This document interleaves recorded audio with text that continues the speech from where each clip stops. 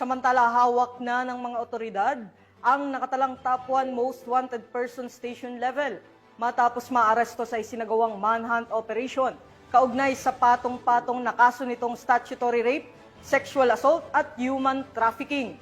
Patrolwoman Ivy Corporal sa report. Arestado sa isinagawang manhunt operation o Uplan Galugad ng mga tauhan ng Pasay City Police Station ang top most wanted person station level bandang 1:45 ng madaling araw sa kahabaan ng Molino Paliparan Road, Bacoor, Cavite noong Agosto 17 taong kasalukuyan. Kinilala ang sospek na si alias Bombay, 39 anyos at residente ng Malibay, Pasay City.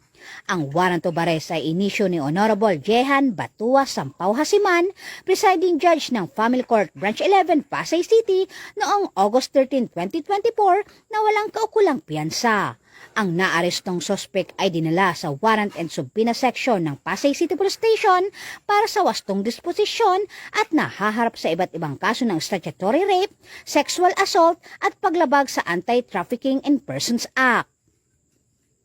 Mula dito sa Camp Bagong Diwa, Taguig City, ako po ang inyong PNN correspondent, Patrolwoman Ivy Corporal, alagad ng batas, tagataguyod ng Balitang Pulis.